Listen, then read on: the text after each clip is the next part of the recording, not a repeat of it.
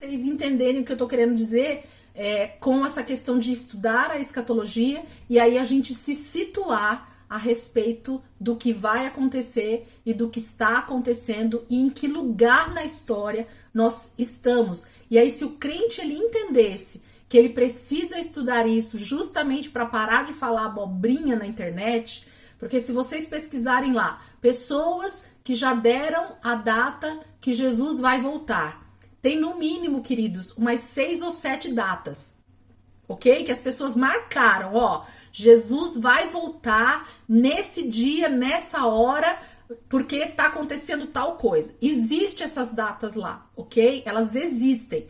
A última que foi profetizada aí seriamente foi 2012, tá? Por isso que existe o filme lá, 2012 e tudo mais. Então, segundo a galera aí, Jesus já teria voltado, ia voltar em 2012. E nós estamos em 2021, ok? Então, o que faz uma pessoa profetizar algo com tanta ênfase de forma errônea, né? Principalmente a falta de realmente um entendimento correto a respeito de escatologia. Então, quando a gente começar a estudar efetivamente, for passando aí os dias e os temas que a gente vai falar, vocês vão perceber que a coisa é mais simples do que a gente imaginava e que realmente a loucura do ser humano em pensar algo como uma data possível para isso, a única palavra que eu posso usar é loucura, porque se o próprio Cristo, se o próprio Jesus disse que só quem sabia a hora era o Pai, que dirá nós darmos essa data. Mas posso afirmar para vocês que os sinais e o que vai acontecer perto do parto, nós vamos saber e a gente vai saber exatamente quando é que Jesus vai voltar. Não o dia e não a hora, mas o tempo, ok? O tempo em que ele vai vir nós vamos saber, porque os sinais, o trabalho de parto vai estar acontecendo. Então a gente vai saber, vai nascer, é agora que vai nascer. Eu só não sei o dia e a hora, mas o trabalho de parto já está acontecendo, ok? Então o estudo vai mostrar isso para nós com todas as letras, tá? Eu quero falar uma outra coisa para vocês. Profecias escatológicas, todas as vezes que eu falar sobre escatologia, profecia escatológica, usar esse termo, o que eu estou querendo dizer? Eu estou querendo dizer que palavras a respeito do final dos tempos, escatologia quer dizer tempos do fim, ok? Depois a gente vai falar a terminologia no grego e aí vocês vão poder anotar aí. Mas escatologia quer dizer estudo dos últimos dias, estudo do fim, é isso. Então, as profecias escatológicas, as profecias sobre os últimos dias, elas estão desde o Apocalipse. Quando a gente lê o Antigo Testamento, desde Gênesis, a gente percebe e a gente consegue achar versículos e palavras liberadas pelo próprio Deus a respeito do final dos tempos. Então, escatologia não está só no livro de Daniel, não está só no livro de Mateus 24, Lucas 21 e Apocalipse, ok? Escatologia está desde Gênesis até Apocalipse. Então, praticamente todos os livros da Bíblia têm versículos e palavras e profecias a respeito do final dos tempos. Nós vamos ver isso dentro da palavra. Por isso que eu falei que o estudo acaba sendo um pouquinho maior do que o normal, porque eu não vou fazer aqui como fiz o livro de Atos, de pegar só o livro e estudar só aquele livro, porque escatologia não é só Apocalipse. Não dá para focar só no livro de Apocalipse e entender o contexto de escatologia, ok? Então não dá. Então nós vamos passear dentro da palavra de Deus com temas específicos. Vocês vão, acredito eu que vai ser bem bacana, porque a gente vai criar, já tem temas específicos para a gente estudar, e dentro desses temas é que nós vamos caminhar dentro da palavra.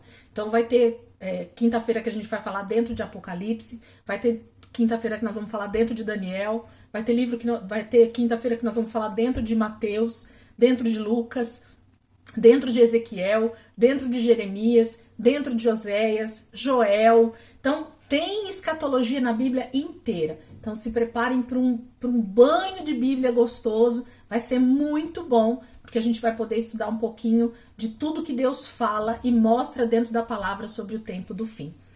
Quero dar um exemplo para vocês. Vamos pegar a Bíblia? E aí depois nós já vamos falar sobre as versões das Bíblias. Abram comigo Provérbios 2. Eu quero mostrar uma passagem aqui para vocês que muito me alegrou quando eu li há 2 anos atrás, mais ou menos. Eu anotei isso aqui e eu fiquei tão feliz. Eu falei, Jesus, como é bom a gente começar a entender algumas coisas que a palavra mostra para nós. Provérbios capítulo 2.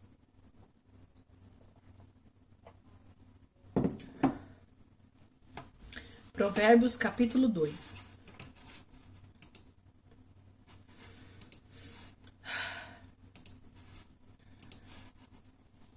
Provérbios capítulo 2. Abriram aí? Vamos lá. Eu vou ler alguns versículos aqui no início, se não me engano até o 10, 11, e depois nós vamos pular para os últimos versículos, tá bom? Então vamos lá, acompanhem comigo aí. Provérbios 2, a partir do versículo 1. Meu filho, se você aceitar as minhas palavras e guardar no coração os meus mandamentos, se der ouvido à sabedoria e inclinar o coração para o discernimento, se clamar por entendimento e por discernimento gritar bem alto, se procurar a sabedoria como se procura a prata e buscá-la como quem busca um tesouro escondido, então você entenderá o que é temer o Senhor e achará o conhecimento de Deus. Pois o Senhor é quem dá a sabedoria. De sua boca procedem o conhecimento e o discernimento. Ele reserva a sensatez para o justo. Como um escudo, protege quem anda com integridade, pois guarda a vereda do justo e protege o caminho de seus fiéis. Então, você entenderá o que é justo, direito e certo, e aprenderá os caminhos do bem. Pois a sabedoria entrará em seu coração e o conhecimento será agradável à sua alma. O bom senso o guardará e o discernimento o protegerá. Agora vai comigo lá para o versículo 20. Diz assim o 20, o 21 e o 22. A sabedoria o fará andar nos caminhos dos homens de bem e manter-se nas veredas dos justos. Versículo 21. Pois os justos habitarão na terra e os íntegros nela permanecerão. Mas os ímpios serão eliminados da terra e dela os infiéis serão arrancados. Vamos ler de novo 20, 21 e 22? A sabedoria o fará andar nos caminhos dos homens de bem e manter-se nas veredas dos justos. Pois os justos habitarão na terra e os íntegros nela permanecerão. Mas os ímpios serão eliminados da terra e dela os infiéis serão arrancados. Ok? Aí eu grifei assim, na hora que eu li, o Espírito Santo trouxe um rema tão delicioso no meu coração e eu já, anotei aqui no cantinho da minha Bíblia aqui, 20, 21 e 22. Juízo final. Olha onde tem escatologia, gente. Salomão trazendo conselhos para o homem, ele profetizou o que vai acontecer nos últimos dias. Por isso que eu falei para vocês que escatologia está de Gênesis a Apocalipse. Não adianta achar que para a gente entender escatologia é necessário somente ler Apocalipse. Não.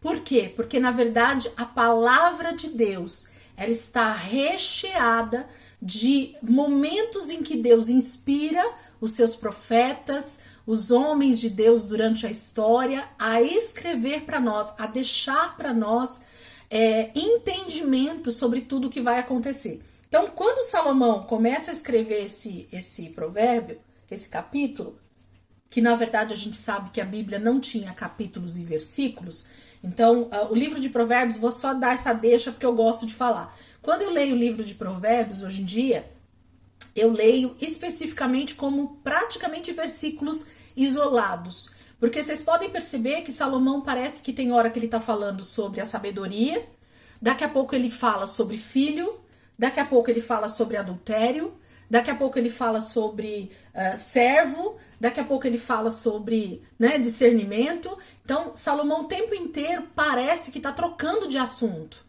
E, na verdade, não é que ele está trocando de assunto dentro de um mesmo capítulo. A questão é que ele não escreveu isso na sequência como está aqui dentro da nossa Bíblia. Ele foi escrevendo esses conceitos, esses conselhos que o Espírito Santo foi dando para ele, e isso foi compilado, foi colocado da forma que nós temos hoje em capítulos e versículos. Então, aparentemente, os temas mudam muito rápido, e é verdade. Você está lendo aqui, por isso que eu pulei alguns versículos, porque ele já vai começar a falar sobre a questão de adultério aqui em seguida, então não tem nada a ver com aquilo que a gente começou a ler nos primeiros versículos. E ele vai terminar o capítulo lá no 20, 21 e 22 falando sobre uma profecia do final dos tempos, sobre escatologia. Então, olha a beleza, né, de se olhar para a palavra de Deus de maneira mais de meditar. Por isso que eu falo muito sobre meditação na palavra, de você realmente ficar ali com tranquilidade e olhar para aquilo com clareza, discernindo o que você está lendo. Então não é ler simplesmente, né? A leitura também pode se acontecer, mas quando a gente para meditar na palavra, as coisas elas realmente começam a saltar de forma diferente para nós. Então o que Salomão está fazendo? Ele começa a falar sobre a sabedoria, sobre buscar a justiça, sobre buscar a retidão. E ele fala no versículo 5, vamos voltar lá só para vocês verem. Olha, no versículo 4. Se procurar a sabedoria como se procura a prata, e buscá-la como quem busca um tesouro escondido. Então, quando você vai procurar um tesouro escondido, você não olha por cima dos móveis. Você não olha de forma rápida, né, por cima das coisas. Não, você precisa procurar, você precisa caçar aquilo que está escondido, porque geralmente está muito escondido um tesouro. Então, é isso que faz com que a gente deseje meditar na palavra. Aí ele diz assim, então você entenderá. Ele está dizendo que você vai entender quando você buscar a palavra, a sabedoria, no caso aqui, que ele está dizendo, como se fosse a prata ou como se fosse um tesouro escondido. Deus não vai deixar esse tesouro escondido diante de vocês se vocês se colocarem a procurar essa sabedoria que vem de Deus, a procurar esse entendimento que vem da parte de Deus. Ele está dizendo, você entenderá. O verbo está de forma imperativa. Você entenderá o que é temer o Senhor. Então, o temor do Senhor é desejar esse conhecimento. O temor do Senhor é desejar essa sabedoria. E achará o conhecimento de Deus. Ele termina o versículo 5. Pois o Senhor, quem dá ele, pois o Senhor é quem dá sabedoria. E de sua boca procedem o conhecimento e o discernimento.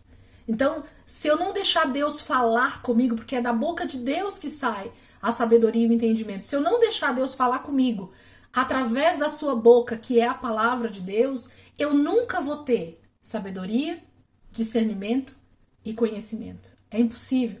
Então, aonde está esse tesouro escondido? Dentro da palavra de Deus. Mas se eu procurar, eu vou achar? Sim. Salomão está deixando isso muito claro. Então você entenderá. É impossível que alguém que busca um tesouro escondido com tanta dedicação não encontre esse tesouro. E aí ele continua dizendo outras coisas, né? E aí no versículo 20 ele diz, a sabedoria, quando você entender essa palavra, quando esse tesouro ele estiver nas suas mãos, quando você começar a se deleitar nesse tesouro que é a palavra de Deus, olha o que vai acontecer. A sabedoria o fará andar nos caminhos dos homens de bem. Então você vai andar em justiça, você vai andar em retidão e manter-se na vereda dos justos. Então existe um caminhar, existe uma vereda, existe uma trilha, existe um caminho que eu e você vamos seguir de retidão. E aí ele termina dizendo, pois os justos, aonde os justos vão habitar? Tá no futuro aí na sua Bíblia também? Ou tem alguma tradução que não está no futuro, esse habitarão na terra? Versículo 21, tem alguém que está muito diferente da minha Bíblia, que eu acabei de ler? Pois os justos habitarão na terra, e os íntegros nela permanecerão. Tem alguém que não está no futuro aí, a Bíblia? Esse versículo 21, onde todo mundo está no futuro. O 21, meu tá no futuro. 21 tá no futuro? Tá no futuro. Todo mundo então, né? Então o que vai acontecer com o justo? Os justos habitarão na terra e os íntegros nela permanecerão. Então ele tá falando que se eu andar em retidão e em justiça, vão acontecer duas coisas comigo. Para o justo vai habitar na terra, então ele tem uma habitação na terra e ele vai permanecer na terra. Em que momento que o justo vai permanecer? Porque habitando nós já estamos, ok? Em que momento isso vai acontecer que eu vou permanecer habitando na terra? Porque eu já estou. Só que vai acontecer alguma coisa em algum momento no futuro que vai fazer a diferença e que vai mostrar se eu vou permanecer habitando na terra ou se eu vou ser lançado para um outro lugar. É isso que Salomão está dizendo aqui. Pois os justos habitarão na terra e os íntegros nela permanecerão. Por quê? Mas os ímpios serão eliminados da terra e dela os infiéis serão arrancados. Os ímpios eles serão eliminados, serão mortos, serão destruídos. Trazendo para as minhas palavras, ok? E dela os infiéis serão arrancados. O ímpio e o infiel não vai permanecer habitando na terra. Somente quem vai habitar e permanecer na terra são os justos, ok? Então aqui é escatologia glória pura. Escatologia, isso mesmo, Sonia, glória. Dá até vontade de dar uns pulos aqui. Só quem vai permanecer na terra são os justos. Escatologia pura. Por que você leu esse versículo, Elisângela? Só para dar um gostinho para vocês do que vai ser esse curso inteiro. Porque quando a gente olha para a palavra de Deus, vendo qual vai ser o meu futuro e o seu futuro, queridos, é impossível que um crente que conheça de escatologia não adore a Deus de forma mais intensa, não ame a Deus de forma mais intensa, não leia a palavra de forma mais intensa, não deseje mais a volta de Jesus. Por isso que a palavra lá em Apocalipse, nós vamos falar bastante sobre ela, fala o quê? O Espírito, né, que é o Espírito de Deus, e a noiva dizem o quê? Vem. Maranata, né? O Espírito e a noiva, eles gritam junto. Apocalipse está dizendo que os dois gritam junto algo. O Espírito e a noiva dizem, vem. Maranata, que é o quê? Senhor, vem, que a sua vinda esteja mais próxima do que nunca. Por quê? Porque os justos habitarão na terra e nela permanecerão, mas uma terra totalmente restaurada, uma terra totalmente transformada, onde os ímpios serão arrancados, serão eliminados da terra. Então por isso que não vai haver mais choro, dor, morte, porque todos os nossos inimigos, nós vamos entender quais são todos eles durante esse estudo, eles vão ser eliminados da terra, eles vão ser arrancados da terra. E nós vamos entender o que vai acontecer conosco então na eternidade. Então, entender esse caminhar, entender esse propósito, entender esses princípios que vão acontecer e que já estão acontecendo desde que Jesus veio à terra, que foi a sua primeira vinda. Então, tudo já está se cumprindo desde então. A gente só precisa saber o que já se cumpriu, o que está se cumprindo e o que ainda vai se cumprir. É isso que nós, dentro do estudo de escatologia, a gente precisa enxergar. O que já se cumpriu, o que está se cumprindo e o que ainda vai se cumprir. A grande questão para a maioria dos cristãos é não entender exatamente esses 3 pontos. É não saber quais profecias dentro da palavra já se cumpriram, não entender quais estão se cumprindo e não entender quais ainda vão se cumprir. Porque se eu misturar isso tudo, dá um balaio de gato terrível na minha cabeça, e aí justamente aonde eu não sei em que ponto da história eu estou. Eu não sei se Jesus está voltando hoje, eu não sei se Jesus está voltando daqui 100 anos, eu não sei se Jesus está voltando daqui meia hora, eu não sei.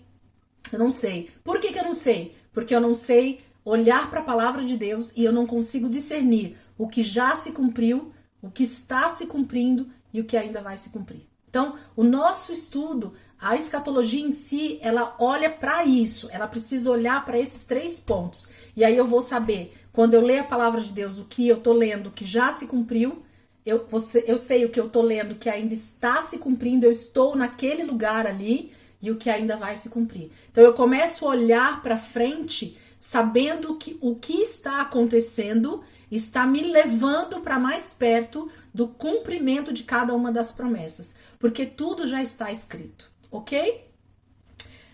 O que eu quero ler junto com vocês? Tem alguém que quer falar alguma coisa aqui sobre isso que eu falei? Estão animados ou estão desanimados agora, depois que eu li isso? Abram comigo Daniel 12, o último capítulo de Daniel. Vou só dar uma deixa aqui para vocês também dentro do livro de Daniel. Daniel, capítulo 12, o último capítulo. E aí a gente vai falar um pouquinho sobre as versões das Bíblias, tá bom? Porque eu queria identificar uma Bíblia bem bacana para cada um estudar e a gente poder ler junto aqui e a gente ter o mesmo entendimento da palavra. Daniel, pode olhar no índice lá se for difícil de achar, porque Daniel tem hora que some da Bíblia, viu? Até da minha. Eu procuro e eu não acho ele. Mas tá lá depois de Ezequiel, tá bom? Vai seguindo os grandes profetas aí. Jeremias, Ezequiel, aí depois já vem Daniel. Ok? Daniel capítulo 12.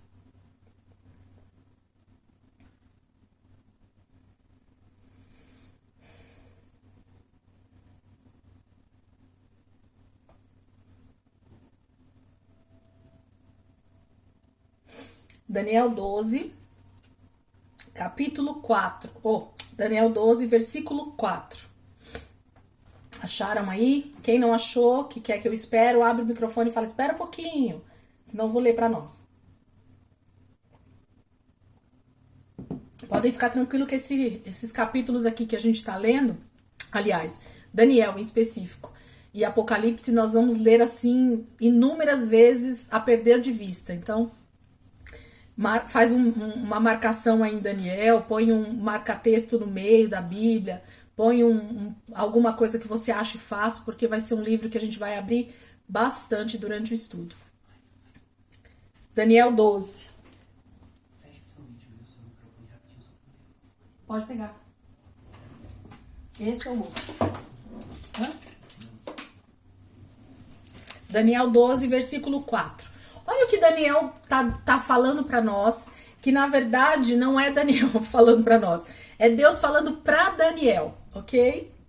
Olha o que Deus está dizendo para Daniel, através do anjo. Diz assim, versículo 4. Mas você, Daniel, feche com um selo as palavras do livro até o tempo do fim. Muitos irão por todo lado em busca de maior conhecimento.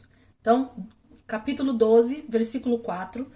Deus está dizendo através do anjo, nós vamos entender isso depois, mas eu queria só que você lesse esse versículo comigo para eu falar uma coisa aqui para vocês. Mas você, Daniel, fecha com um selo as palavras do livro. Até que tempo que é para ele fechar? Esse livro aqui com o selo? Até o tempo do fim. Muitos irão por todo lado em busca de maior conhecimento, ok? E aí ele continua dizendo que não é o tempo. Nós vamos depois ler bastante Daniel, vocês vão entender, mas eu queria só frisar esse versículo 4. O que o anjo está dizendo para Daniel? Daniel, depois de tudo isso que você viu, e nós vamos ver todo mundo junto aqui o livro de Daniel.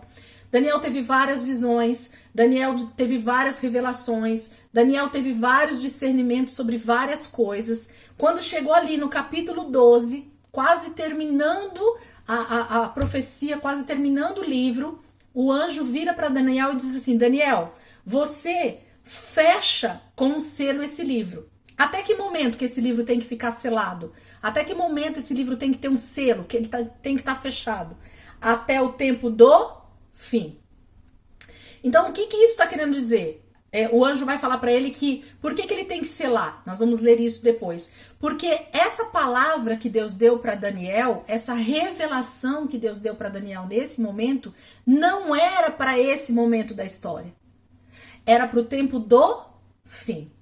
Então, por isso que não ia adiantar Daniel deixar esse livro aberto, sem o selo. O que significa esse selo aqui dentro do livro de Daniel e todas as vezes que a palavra fala sobre selo? Fala sobre algo que está fechado. Sabe o selo da carta? Ela fecha ali a carta, né? Só vai abrir quando chegar na mão da pessoa que realmente interessa aquela carta. Então, Deus está dizendo para Daniel assim: eu mostrei para você muitas coisas, mas guarda, escreve num livro isso tudo e sela, fecha essa carta, fecha esse livro com um selo. Por quê? No momento certo, esse livro será aberto e aí as pessoas vão entender o que eu quis dizer com tudo isso, ok? Agora vamos lá para Apocalipse?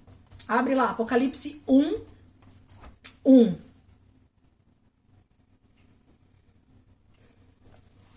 Apocalipse, capítulo 1, versículo 1.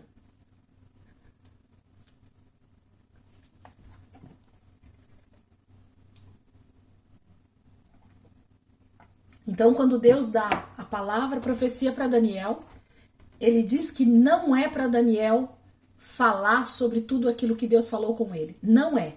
É para ele escrever, deixar num livro e selar esse livro, porque só seria revelado tudo aquilo no tempo do fim.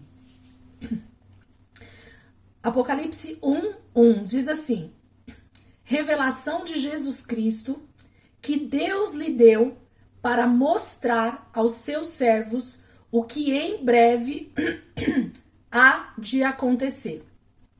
Então, aqui está acontecendo o contrário de Daniel 12:4. Aqui a palavra já começa, o livro de Apocalipse já começa, dizendo assim: revelação. Que quer dizer Apocalipse? Que quer dizer revelação, tá bom? Então o livro de Apocalipse quer dizer revelação. Revelação é alguma coisa que não é para estar escondido, que não é para estar fechado. É algo que é para estar revelado, que é para ser dito, que é para ser falado, que é para ser mostrado, ok? Então isso quer dizer revelação. Revelação de Jesus Cristo, que Deus lhe deu para mostrar aos seus servos o que em breve há de acontecer. Sabe quando esse livro foi escrito? Quem sabe me dizer, sem olhar aí na Bíblia de Estudo, quando foi que João, na ilha de Patmos, escreveu? Lembra aquela relação que eu dei para vocês da época que os livros foram escritos? Em que ano Apocalipse foi escrito? Alguém sabe dizer bem rápido aí? Abre o microfone sem olhar no Google e sem olhar na Bíblia de Estudo. Alguém sabe? Não? Posso falar? Ou alguém vai se arriscar? Apocalipse foi escrito no ano 96, entre 94 e 96, não tem exatidão, mas eles falam 96 depois de Cristo, ok?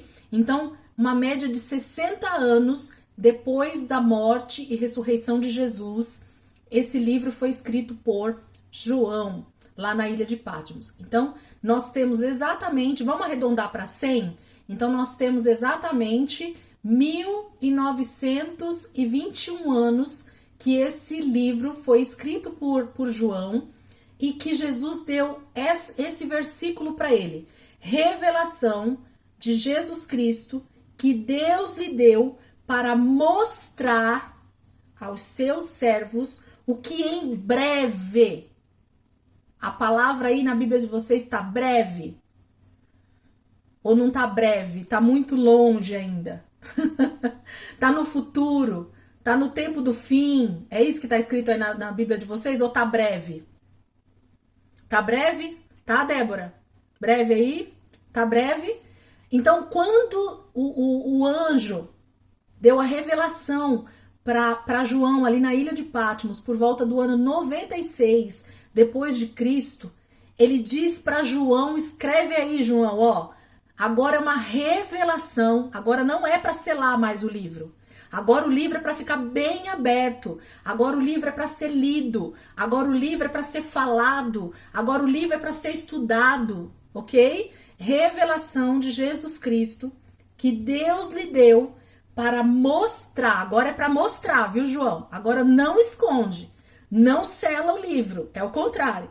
Para mostrar para quem? Aos seus servos o que em breve há de acontecer. Então, há 1921 anos atrás, Deus já estava dando uma palavra para João escrever, dizendo que em breve tudo isso ia acontecer.